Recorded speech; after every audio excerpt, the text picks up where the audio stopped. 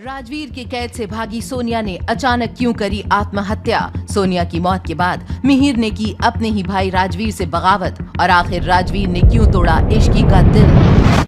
कमरे में कैद सोनिया के सामने पड़ी कुर्सी पर राजवीर सिंघानिया आकर बैठ गया। राजवीर की गुस्से सी दहकती आंखें और चेहरे पर नफरत की आग देखकर सोनिया ने घबराते हुए कहा, कौन हो तुम? मुझे यहाँ कैद करके क्यों रखा है? राजवीर कुछ पलों के लिए सोनिया को गुस्से से घूरता रहा और फिर पहले कार्तिक की और उसके बाद मिहिर की फोटो दिखाकर कहा, इसे तो तुम जानती होगी ना, कार्तिक मेरा दोस्त, और ये देखो इसे भी तुम पहचानती होगी, मिहिर मेरा भाई। तुमने कार्तिक के साथ प्यार की आड़ में क्या किया ये मैं अच्छी तरह से जानता हूँ, और इसी प्यार को हथियार बना के तुम मिहिर के साथ क्या करने वाली थी ये भी मैं जान गया हूँ। लेकिन अब तुम्हारा खेल खत्म हुआ सोनिया। ये कहकर राजवीर वहाँ से चला गया। लेकिन राजवीर का डेविल अवतार देखने के बाद सोनिया अब भी पूरी तरह से दहशत में सुन थी।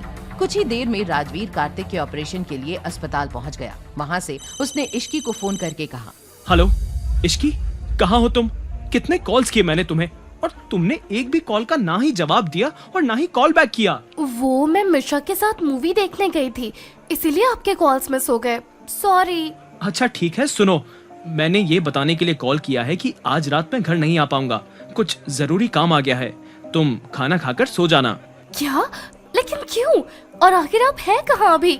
बस इश्की, अब और कोई सवाल नहीं, समझने की कोशिश करो, मैं तुम्हें सुबह घर पे मिलता हूँ। ठीक है। ये कहते ही इश्की ने गुस्से में फोन कट कर दिया। राजवीर समझ गया कि इश्की उससे नाराज हो गई है। राजवीर ने कई बार इश्की को कॉल किया, लेकिन इश्की ने गुस्से में राजवीर के किसी भी फोन का जवाब नहीं दिया। राजवीर ऑपरेशन थिएटर के बाहर कार्तिक का ऑपरेशन हो जाने का वेट कर रहा था। कुछ घंटे बीत जाने के बाद वो समर को वहां रुकने के लिए कहकर घर वापस आ गया। जैसे ही राजवीर अपने रूम में पहुंचा, वो शॉक था। राजवीर ने देखा कि उसका पूरा रूम सजा हुआ है। इश्की, ये सब आज कुछ स्पेशल है क्या? और टेबल पर ये सब खाना, और तुम मेरा फोन क्यों नहीं आंसर कर रही थी? मैंने आपके लिए सरप्राइज डिनर प्लान किया था, लेकिन आपने बस एक कॉल करके कह दिया कि आप आज रात को नहीं आएंगे। मुझे आपसे कोई बात नहीं करनी है, आप जाइए यहाँ से। मैं जानता हूँ तुम नाराज हो प्रिंसेस, और ये भी जानता हूँ कि गुस्से और जिद में तुमने खाना तक नहीं खाया होगा। चलो अब खाना खा लो। मुझे नहीं खाना। मैंने भी सुबह से कुछ नहीं खाया है। चलो प्रिंसेस, अब मान भी जाओ।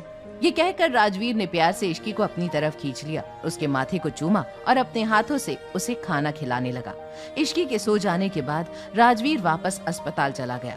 वहाँ पहुँचते ही समर ने उसे बताया कि कार्तिक का ऑपरेशन सक्सेसफुल रहा और उसे आईसीयू में शिफ्ट कर दिया गया है। समर ने आगे कहा, सर एक बुरी खबर है। क्या?